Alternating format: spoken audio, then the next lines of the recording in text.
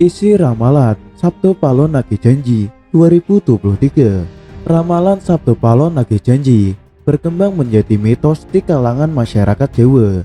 Dia adalah tokoh misterius yang dipercaya sebagai peramal ulung sekaligus penguasa tanah Jawa. Ada banyak versi tentang sosok tersebut yang berkembang menjadi mitos bagi masyarakat Jawa. Sabtu Palon adalah tokoh yang sangat dihormati kalangan umat Hindu dan Buddha dan penganut aliran kejawen di tanah Jawa. Konon dia mengemban tugas berat sebagai punokawan abdi kinasih Prabu Brawijaya V. Dalam suatu kisah disebutkan bahwa dia hidup pada masa Prabu Brawijaya V, raja terakhir dari kerajaan Majapahit. Namanya dikisahkan dalam serat Jangka Jayabaya Sabtu Palon oleh Bujangga Keraton Solo. Salah satu syair dalam serat tersebut memuat ramalan kehancuran Islam di tanah Jawa terhitung setelah 500 tahun keruntuhan Majapahit. Bait ramalan itu dikenal dengan istilah Sabtu Palon Nagih Janji. Dia menganut kepercayaan Budi, yaitu agama Jawa yang berlaku secara turun-temurun. Dia meramalkan kehancuran Islam di tanah Jawa dalam ramalannya yang berbunyi, pepes tene nuso tekan janji yen us jangkep 500 warso kepotung zaman Islame musno bali marang ingsun kami budi madeg sawiji. Artinya takdir Nusa sampai kepada janji jika sudah genap 500 tahun terhitung zaman Islam, musnah kepadaku agama budi berdiri menjadi satu. Peri Mardiono dalam buku Sejarah Kelam Majapahit menjelaskan Sabtu Palon memberitahukan tanda-tanda dia akan kembali. Dia bersumpah kembali ke tanah Jawa pada 500 tahun lagi, tepat setelah Majapahit runtuh. Pada masa itu, agama Islam tidak dijalankan paripurna oleh pemeluknya. Oleh sebab itu, dia meramalkan agama Islam akan hancur dan digantikan agama Budi.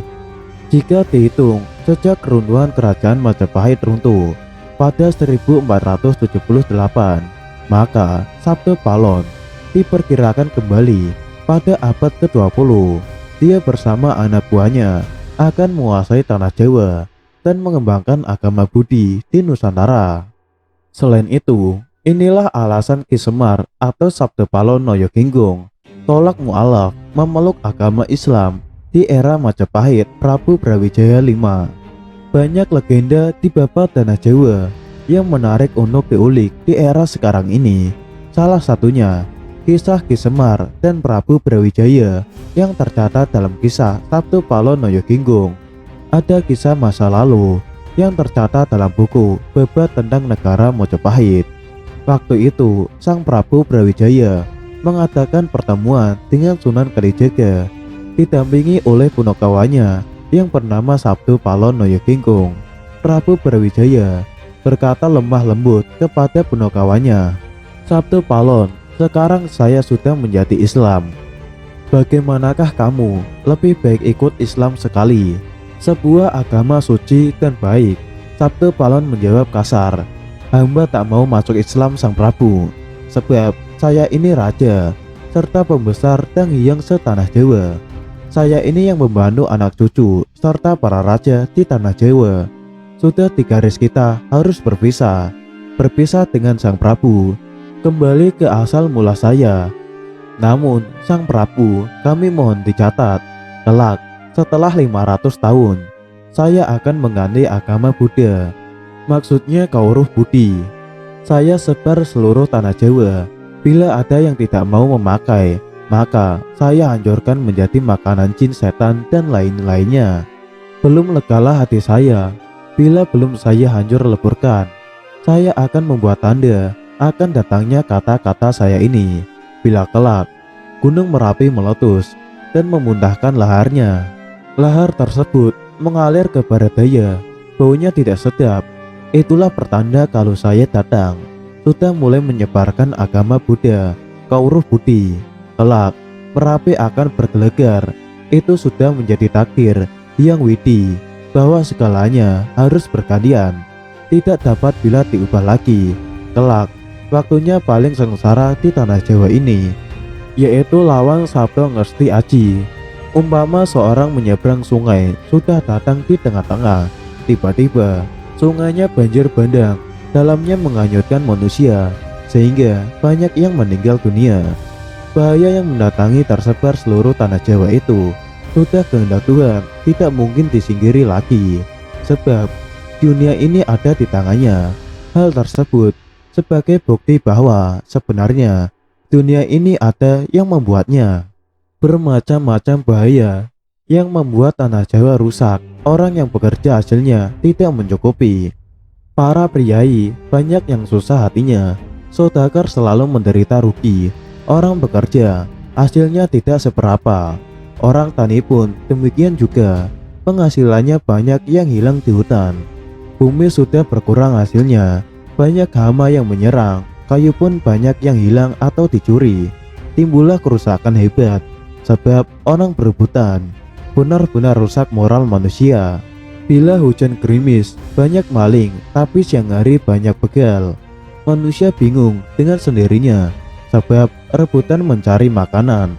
Mereka tidak mengingat aturan negara, sebab tidak tahan menahan keroncongannya perut.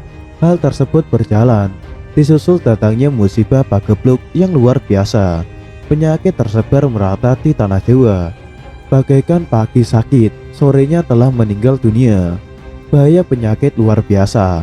Di sana sini banyak orang mati. Hujan tidak tepat waktunya, angin besar menerjang, sehingga pohon-pohon roboh semuanya. Sungai meluap banjir, sehingga bila dilihat persis lautan pasang. Seperti lautan meluap, airnya naik ke daratan, merusakkan kanan kiri. Kayu-kayu banyak yang hanyut, yang hidup di pinggir sungai terbawa sampai ke laut. Batu-batu besar pun terhanyut dengan gemuruh suaranya. Gunung-gunung besar bergelegar menakutkan. Lahar meluap ke kanan serta ke kiri, sehingga kehancuran desa dan hutan. Manusia banyak yang meninggal, sedangkan kerbau dan sapi habis sama sekali. Hancur lebur, tidak ada yang tertinggal sedikit pun. Gempa bumi 7 kali sehari, sehingga membuat susahnya manusia. Tanah pun menganga. Muncullah berkasan yang menyeset manusia ke dalam tanah. Manusia-manusia mengadu di sana sini. Banyak yang sakit. Penyakit pun rupa-rupa. Banyak yang tidak dapat sembuh. Kebanyakan mereka meninggal dunia.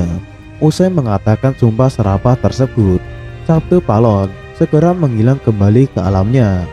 Prabu Brawijaya tertegun sejenak, sama sekali tidak dapat berbicara. Hatinya kecewa sekali dan merasa salah. Namun bagaimana lagi? Segala itu sudah menjadi kodrat yang tidak mungkin diubahnya lagi.